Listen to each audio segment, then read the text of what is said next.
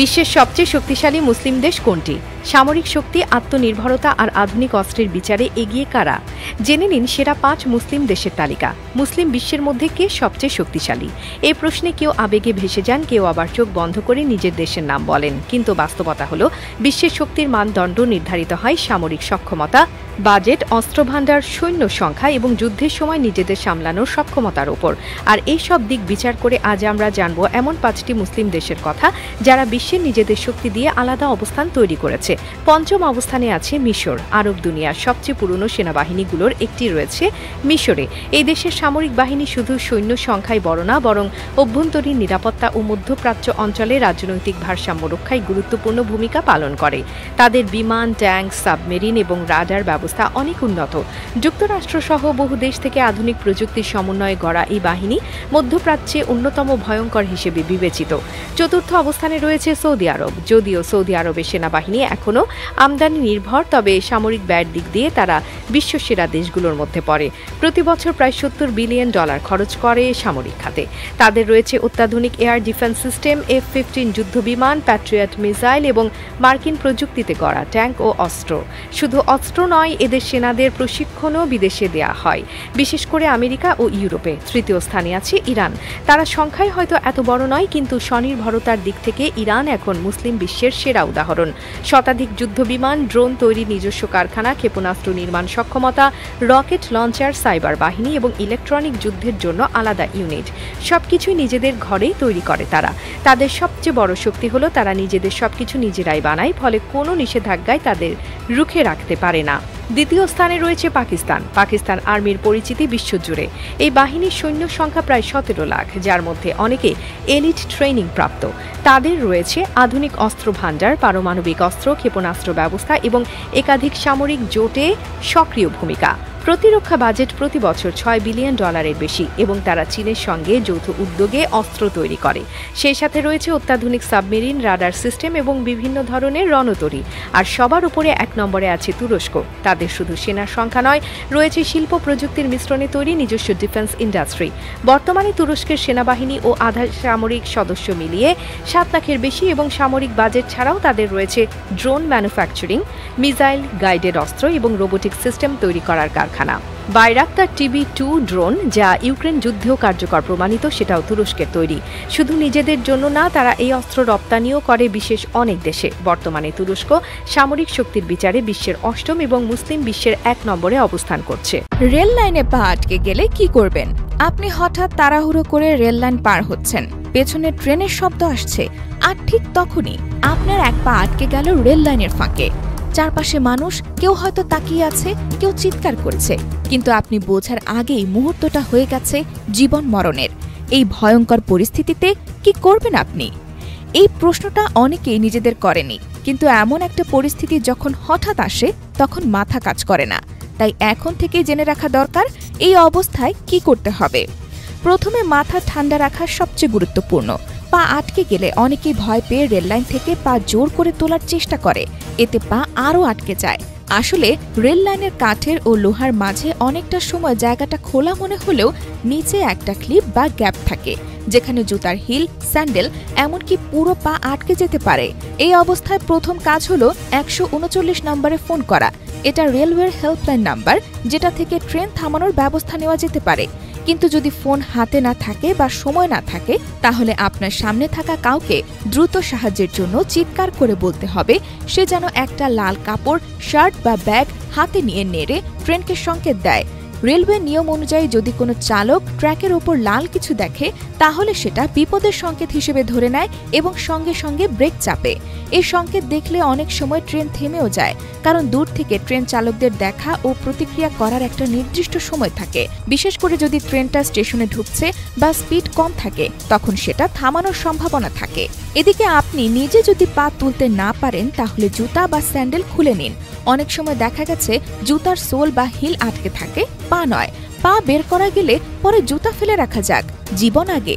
আর যদি একদম পা আটকে যায় তাহলে রেল লাইনের পাশে কাঠগুলো একটু উপরে তুলে পায়ের নিচ থেকে চাপে সরিয়ে নেওয়ার চেষ্টা করা যায়, যদি সময় থাকে এবং কেউ সাহায্য করতে পারে। এই ধরনের দুর্ঘটনা এড়ানোর সবচেয়ে কার্যকর উপায় হলো কখনোই চলন্ত ট্রেনের সময় রেল লাইন পার না হওয়া। আপনি যদি দেখেন যে ট্রেন আসছে, সেটা কাছাকাছি না হলেও চেষ্টা করবেন দৌড়ে পার হতে না, কারণ আপনি হয়তো ছুটতে পারবেন কিন্তু হঠাৎ জুতোর ফিতা খুলে গেল বা লাইনটায় জুতার হিল আটকে গেল, তখনই বিপদ। রেল লাইন পেরোনোর সময় অবশ্যই দুপাশে ভালোভাবে দেখে তারপর পা রাখবেন।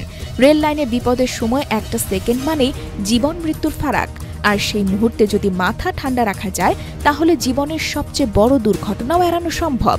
এজন্যই এই সচেতনতা শুধু নিজের জন্য না, বরং চারপাশের মানুষদেরও জানানো দরকার, কারণ দুর্ঘটনা কখনো আগাম বলে কয়ে আসে না, কিন্তু প্রস্তুতি থাকলে সেটাকে রক্ষা করা যায়।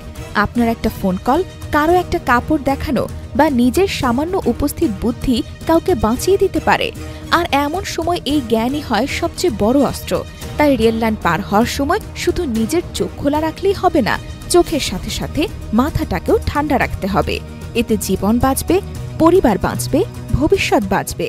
1980 সালের পুরনো এই অডি Q8 প্রায় 30 বছর ধরে পড়েছিল অবহেলায়। রংচটা গাড়িটার দিকে কেউ ফিরেও তাকাতো না। গায়ে কয়েক স্তরের মরিচা জমে যেন একেবারেই মৃত হয়ে পড়েছিল একসময়কার বিলাসবহুল গাড়িটি। কিন্তু এই ব্যক্তি তার হাতের জাদুতে ধীরে ধীরে নতুন প্রাণ ফিরিয়ে এনেছেন সেই বিস্মৃত ক্লাসিক গাড়িটাই। গাড়িটাকে প্রথম যখন জঙ্গলের ভেতর খুঁজে পাওয়া যায় তখন সেটা দেখে চেনার উপায় ছিল না।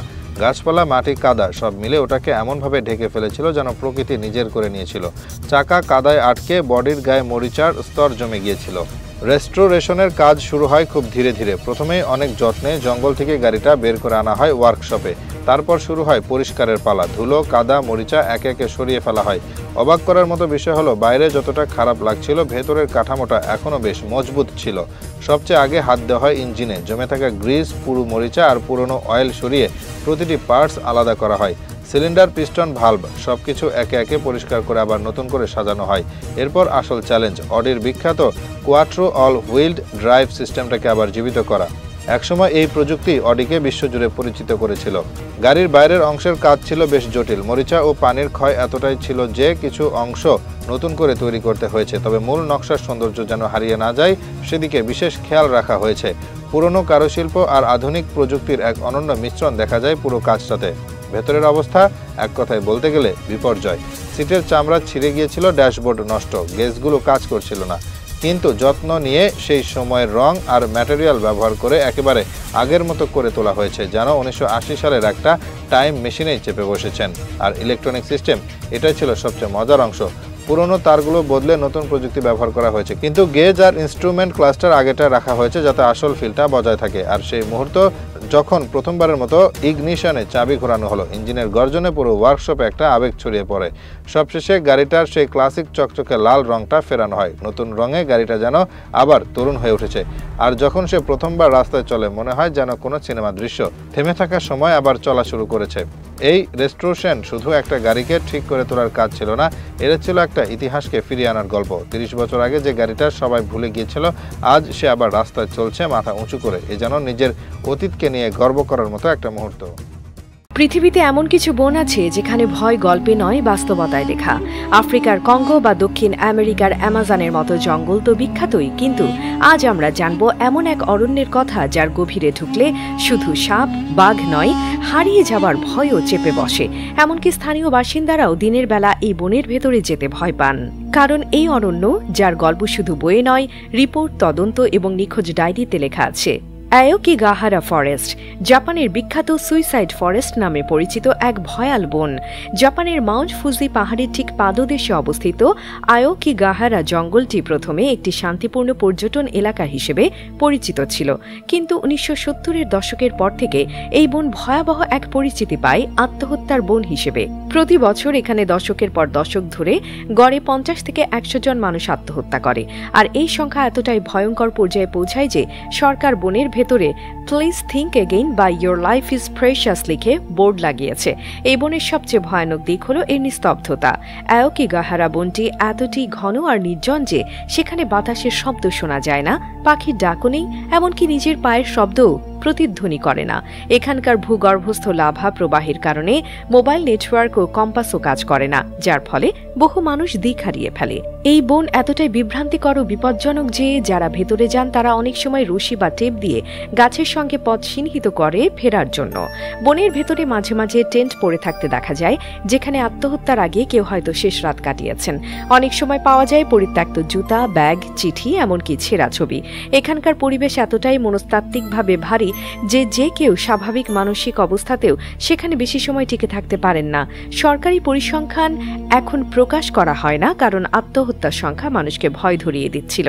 এই বনের আরও একটি ভয়ঙ্কর দিক হল বিপুল সংখ্যক আত্মহত্যার ঘটনা। এখানকার গাছপালা ও প্রকৃতিকে এক অদ্ভুত ভারে মোড়ানো। স্থানীয়রা বিশ্বাস করেন এই বনের মধ্যে রয়েছে ইয়োরেই নামক আত্মারা, যারা জীবিতদের আত্মাহরণ করে। যদিও এটি কুসংস্কার, কিন্তু যারা গিয়েছেন তাদের অনেকেই বলেছেন তারা অস্বাভাবিক ঠান্ডা অনুভব করেছেন, এক ধরনের ভারী অনুভূতি যা কাউকে অনুসরণ করছে বলে মনে হয়।